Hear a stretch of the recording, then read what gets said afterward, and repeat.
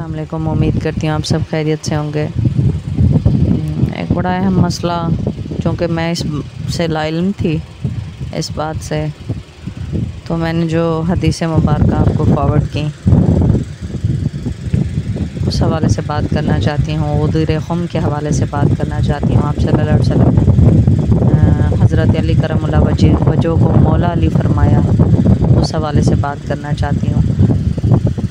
और हिज्जतुल विदा के मौके पर आप सल्लल्लाहु अलैहि वसल्लम ने उनके बारे में भी फरमाया, वो भी मैंने आपको सेपरेटली सारी हदीसें मुबारक सेंड कर दी। अच्छा, कुछ ऐसे पॉइंट जो कि समझने वाले इसलिए गलत समझते हैं क्योंकि वो ऐसे लोगों के दरमियान गुजारा कर रहे होते हैं। नंबर 1, बाज़ लोगों का ये कहना कि नबी पाक सल्लल्लाहु अलैहि वसल्लम ने जब हज़रत अली करमुल्लाह वजह का हाथ मुबारक पकड़ा तो इससे मुराद ये है कि उन्होंने अपनी नबूवत अब हज़रत अली करमुल्लाह वजह को दे दी। ये कहना सरासर गुनाह है, गुनाह कबीरा है, जहन में रखिएगा। नबी पाक सल्लल्लाहु अलैहि वसल्लम की बाद और कोई नबी नहीं आता। ख़त्म नबूवत पर हमारा ईमान है, कामिल यकीन है।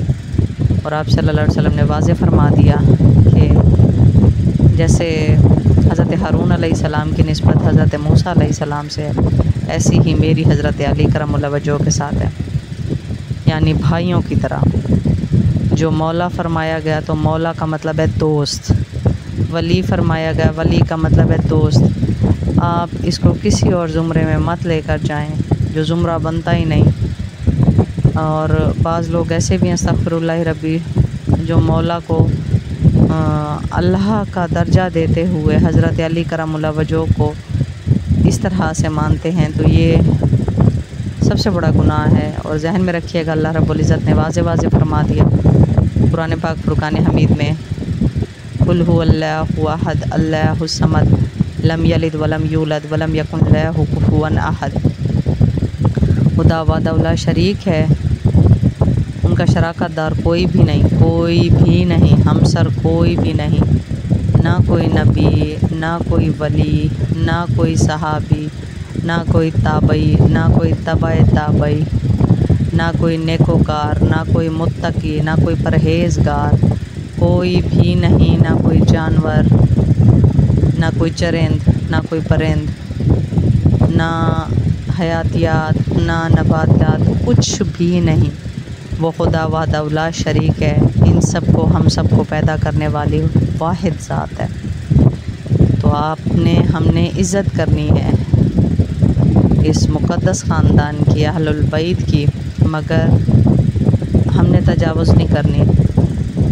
अल्लाह हमें तौफ़ीक दे ये बात समझने की, चूँकि अभी मेरे दिमाग में ये बातें आई।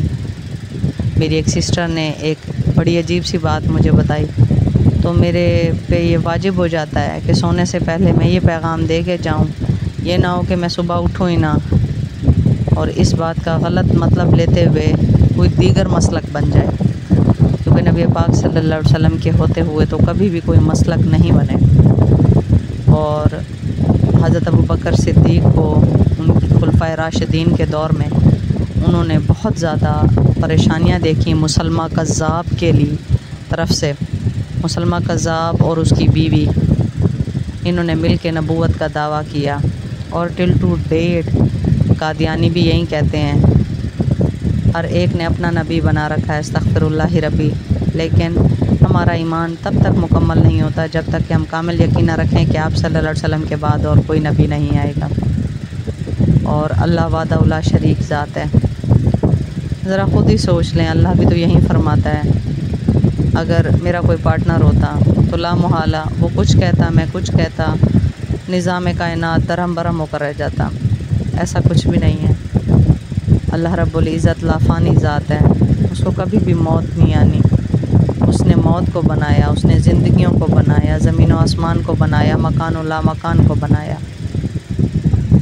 तो उसी के ही पैदा करदा इंसानों को उसी के साथ शरीक ठहरा देना जुल्म की इंतहा है, और शिर्क सबसे बड़ा जुल्म है। और अल्लाह हमें इस जुल्म से बचाए, आमीन या रब्बुल आलमीन। और जहाँ तक बात है उदूर ख़ुम की, हिज्जतुल विदा से, हज के मौके से फ़ारिग होकर आप सल्लल्लाहु अलैहि वसल्लम मक्का और मदीना के दरमियान एक जगह आती है गुदीर खुम की, यहाँ पर आप सल्लल्लाहु अलैहि वसल्लम ने क़याम फरमाया। ये भी हदीस से साबित है।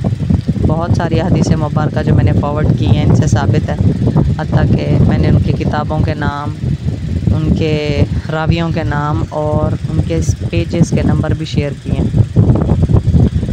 तो नबी पाक सल्लल्लाहु अलैहि वसल्लम ने हुक्म फरमाया 5 घने दरख्तों के नीचे बैठने के लिए कि इसकी सफाई की जाए। यहाँ पर जब आप सल्लल्लाहु अलैहि वसल्लम बैठते हैं तो आप सल्लल्लाहु अलैहि वसल्लम ने ज़ोहर की नमाज़ कायम फरमाई। उसके बाद हज़रत अली करमुल्लाह वजह के बारे में फ़रमाया, मन कुन्तु मौला फ़हाज़ा अलीउन मौला। और फिर ये हदीस मुबारक भी आती हैं कि हारून और मूसा अलैहिस्सलाम की निस्बत, हज़रत मोहम्मद सल्लल्लाहु अलैहि वसल्लम और हज़रत अली करमुल्लाह वजह की निस्बत के बारे में भी कि नबी पाक सल्लल्लाहु अलैहि वसल्लम ने फ़रमाया। तो ख़ुशी के लिए तो ये वाकई ख़ुशी है, मगर इसको यूँ कहना कि अब इसमें हम अपने आप को तकलीफ़ पहुँचाएँ या ऐसी बातें जो बात है ही नहीं, जो हदीस से ही साबित नहीं, तवातुर हदीस से ही साबित नहीं, किसी गरीब हदीस से भी साबित नहीं है, वो गढ़ लेना और अपनी तरफ से एक नया मसलक बना देना, एक नई रस्म कायम कर लेना जो कि बिदअत में शुमार होती है और निहायत गुनाह कबीरा में शुमार होता है।